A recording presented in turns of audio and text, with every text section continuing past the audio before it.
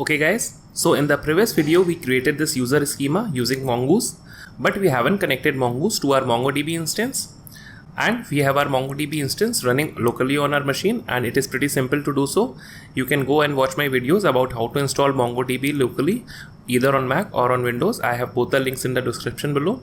And now I assume that you have installed MongoDB on your machine and it is running on the default port, that is port 27017. So now let's see that how to connect to that MongoDB instance. So either we can do it inside the app.js file, but app.js file is not meant for that, but instead we should create a new file for connecting to MongoDB, and that is the recommended way. So firstly, what I am going to do, I am going to create a new folder here, and that folder would be called helpers, because it would contain all the required files that will help us in developing this application.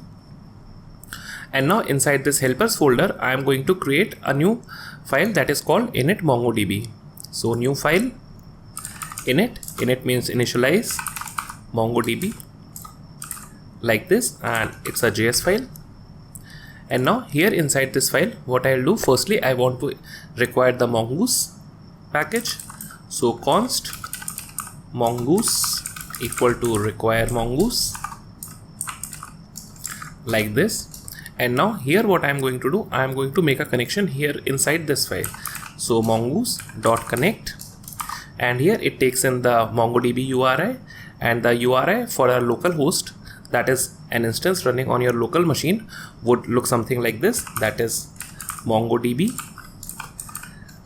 localhost port 27017, and of course this should be in quotes, like this. And then the second parameter would contain the options while connecting to this MongoDB instance, and here I'll simply provide in the DB name, and the DB name would be whatever DB name you choose. So for now, let me choose the DB name to be auth tutorial, like this, and it's always advisable to give the DB name in lowercase letters, like this. And now we can use then here, and inside here we can simply log in that the MongoDB is connected. So console.log MongoDB connected, like this. And then inside the catch block, we can simply console log the error. So catch error, and here we can simply console log the error message here, error.message, like this. And now we can save this file. And now what we can do, we can simply require this file inside our app.js file. But remember that this is not enough. While creating an initialization file of MongoDB, we have to do a lot more things inside this file. But for now, let's include this in app.js here. So here, after we have initialized the .env, we can simply say require, and we need to go to our helpers folder, and then inside this we have this init MongoDB, like this. And now when we save this file, we would be connected to MongoDB, and we would be getting this log message here, that is MongoDB connected. So let's save this app.js file, and here we see that MongoDB is connected. But here we are getting some deprecation warnings. So it is pretty simple to remove these deprecation warnings. So let's simply see that we need to pass this option as true to MongoDB client. So let's copy it from here, and let's pass it inside the options here, like this. And we are using the use new URL parser to be true. So the previous error was fixed, but now again a deprecation warning came. So this time we use this thing here, that is use unified topology to be true. So let me paste it here, let me save it. So we see that the deprecation warnings are gone, and we need to use two more options here so that in the future we won't get any deprecation warnings, and that is use find and modify to false and use create index to true. So now let me save it again, and again we see that there are no deprecation warnings and our MongoDB is connected. And now we need to provide some more callbacks on some events. So the first event would be the connected event. So mongoose.connection.on, and the first event would be connected. And here we can simply again log it inside our console that the Mongoose connection is connected. So console.log Mongoose connected to database, Mongoose connected to DB, like this. And then we have one more event, and that is mongoose.connection.on. And this event is the error event in case any error happens while connecting to database, or in the middle, that is while we are already connected to database. So this event would fire. So here we can simply log in the error message, and here this callback takes in one parameter, and that is the error itself.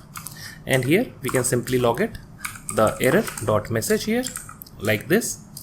And now we have one more callback, that is mongoose on disconnected callback. That is when the mongoose connection is disconnected. So mongoose.connection.on, and here we can simply pass in disconnected, and this callback doesn't take any parameters, and here we can simply log it inside the console that the mongoose connection is disconnected. So mongoose connection is disconnected. So now let's save this application, and we'll be getting our callbacks. So we see here that we are getting this callback, that is the connected callback or connected event here that is fired, that is mongoose connected to DB, and this is coming from this statement here. And now let me quit this application, but we see that this event, that is disconnected event, isn't fired, and that is because we haven't closed our mongoose connection. And it is not at all recommended that you can simply close your application and your mongoose connection is dangling somewhere in the middle. We need to properly close the mongoose connection before we can quit our application. So what I'll do, I'll start my application again, and here we need to listen for the second event on the process.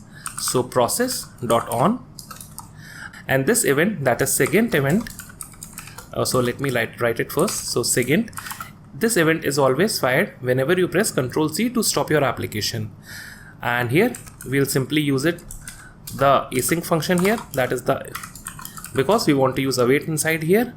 So here we can simply say await mongoose.connection.close, like this. And after the mongoose connection closes, and that is why we are using await here, so that it will wait till the mongoose connection has been closed, and after that we can simply stop our application by calling process.exit, and here we need to pass in the code number here, and typically you should pass in 0 here.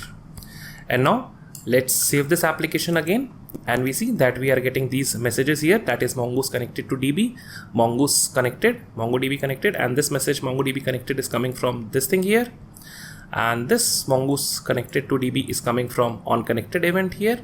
So now let me press Ctrl+C to stop the application, and this time we see that we are getting Ctrl+C, and then mongoose connection is disconnected, and this thing is coming from this thing here, that is the on disconnected event, because we waited here for the mongoose connection to close.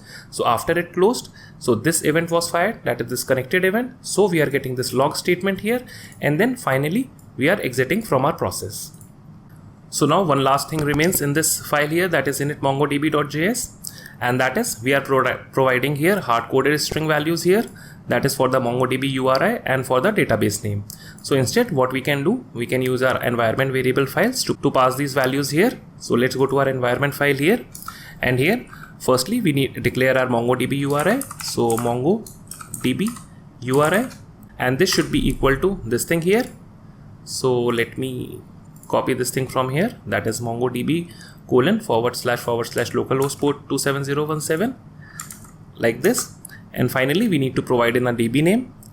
So DB name, and this should be equal to this thing here, that is auth tutorial. So let me copy it from here and let me paste it here. And now let's save this environment file here, and let's go inside our mongodb.js, and here instead of providing this string value here, we can simply say process.env.mongodb URI, because this is the name here inside this environment file. And let me copy this DB name from here, and here instead of providing in a hard-coded DB name, what we can do, we can simply pass in process.env.db name, like this. And now let's save this application, and now let's start our application. And again we see that our mongoose connection is connected to DB and MongoDB connected. So guys, that's all about this video, and this is the proper way of implementing a connection of Mongoose to our MongoDB database. So in the next video, let's try to create our first user using this route here, that is register route. So that's what we are going to do in the next video. So see you in the next one.